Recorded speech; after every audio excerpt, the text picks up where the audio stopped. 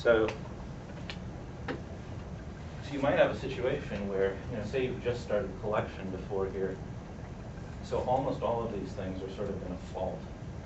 And there's sort of an analogy. When you start a garbage collection, you're in some sense, whether physically or virtually, you're copying things from one space to another. And so there's this sort of page fault analogy, right? When you do a GC flip, you're initially going to have this kind of high fault rate as you touch objects.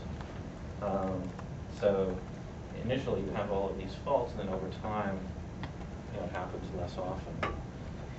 Well, so what's clear here is that we've taken this amount of time here, and we've dilated it out here, and we've missed our deadline. All right. So the problem is that Baker's approach is really a work-based scheduling approach, saying, okay, every, on barriers, allocations, whatever, we'll do a little GC work.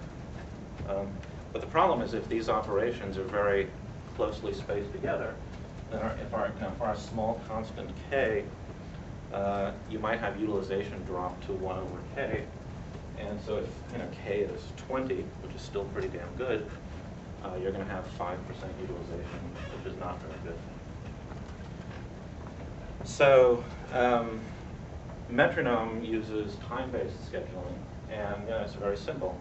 You have a tick, and the user gets some time. You have a talk, GC gets some time, and it just goes back and forth and back and forth. And so basically, the utilization is guaranteed to be the size of the tick over the total tick plus talk time. And what we're doing there is we're guaranteeing a certain minimum mutator utilization. Out of any given, you can take a window, say, of 10 milliseconds and slide it across the whole execution of the application. And any 10 millisecond window, we're going to give you, say, 5 milliseconds, 4 milliseconds, 8 milliseconds with a guarantee. And the work-based approach just can't do that. So, well, why didn't anyone do that before? The reason that people always seem to have gone to these work-based approaches is that everyone was always afraid of, well, what happens if, sorry, the VPN connection died here. You can connect directly to IBM, but do that later. No, because they made me upgrade my wireless identity key and broke it. Here at IBM, technology always works smoothly. Okay, so people were basically always concerned about whether, if you did this sort of time-based scheduling, whether you could keep up with the mutator. And the advantage of a work-based approach is you can basically say, well, I'm going to make sure that I always do more collection than I do allocation. And so I'm never going to get myself into a situation where the allocation runs ahead and, and I'm just stuck. Okay. So I'll come back to that. What I want to do is sort of show you, and there's a whole bunch of engineering and all other things that I've skipped here. I'm just kind of going to jump straight into the measurements. I always sort of wake up in a talk when I see the graphs, so hoping to do the same. So this is sort of an apples-to-apples comparison of the real-time GC with work-based versus time-based scheduling. Yeah. So I don't get it. How come the area under the two curves doesn't have to be the same? You're doing the same amount of work, right? The area under the two. Because the axes are different. The axes are different. X and Y axes are different. That explains it, yeah. Okay, so that's why there's this very helpful 12 millisecond. Okay, so Y.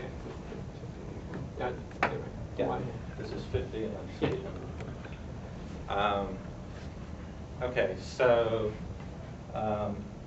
So here we were shooting for 12 milliseconds, I think, out of 20.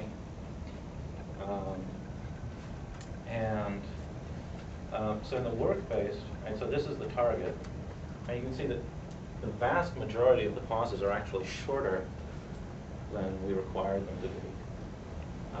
But you've got this tail, which goes out all the way to 32 or something. Okay, and this is sort of typical of what you get with all of these work-based, real-time garbage collectors. Okay.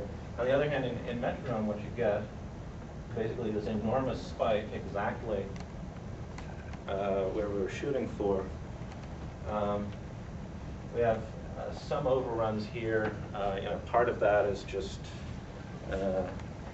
needing to be more careful in the implementation.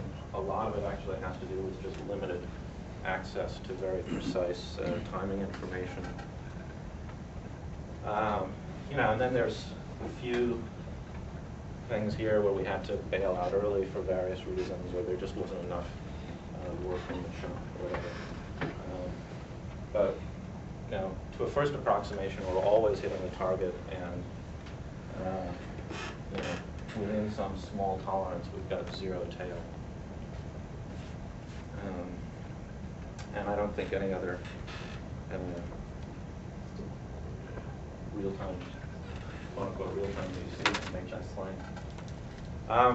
So now this really shows kind of what happens over time. So this is execution over time here, and this is showing kind of instantaneous utilization over the window size that we care about. So if our real-time response window, I think in this case it's 20 milliseconds.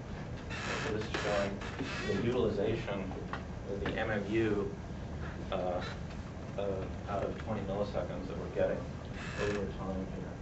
All right, so you start off and GC is off. You have 100% utilization, and then GC kicks in, right, and utilization starts to drop. And this red line here is the target. That's what we told the system when we started up, that was what we wanted our minimum utilization.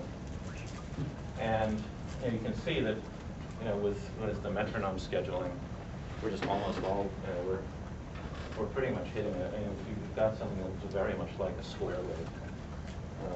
And when you're doing real time, square waves are good, and big squiggly things like this are bad. To me, it's really kind of remarkable how bad this is. I think part of what's going on is, Baker's whole definition is it's collector-centric rather than application-centric. Right? In some sense, you can think of the collector as never getting slowed down too badly, but who cares about the collector? What you really care about is the application. So that's why you have that. You care if the collector Right. Yeah. So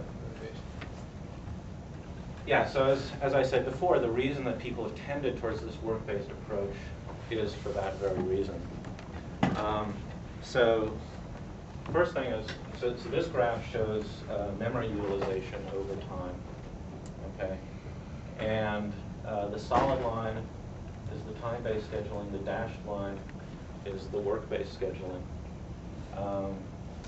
And this is the maximum live data level here. And then this is where GC is basically getting triggered. And you can see that we are using a little bit more memory, but it's not substantial anymore. And it's really tracking very closely. On one occasion, it's less.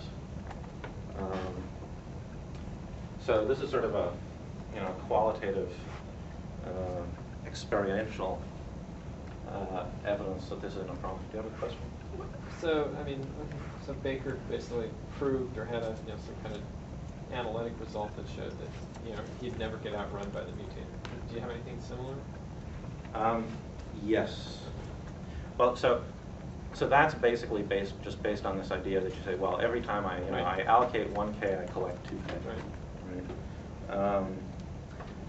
So, you know, if you want the gory, you know, math-leaning details, go to the Popple paper. I'll just try to give the qualitative.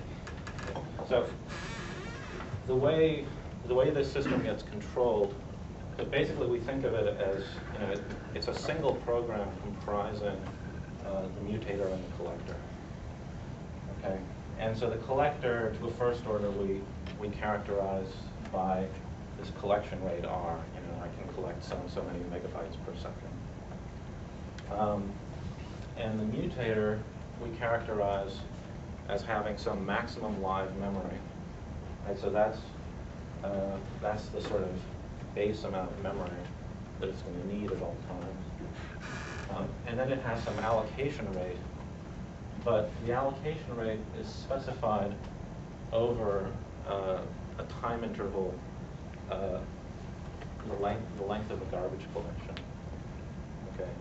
Now, obviously, you don't know how long garbage collection is going to take in advance, but you know it's on that order of time. Okay. So the important thing is that we don't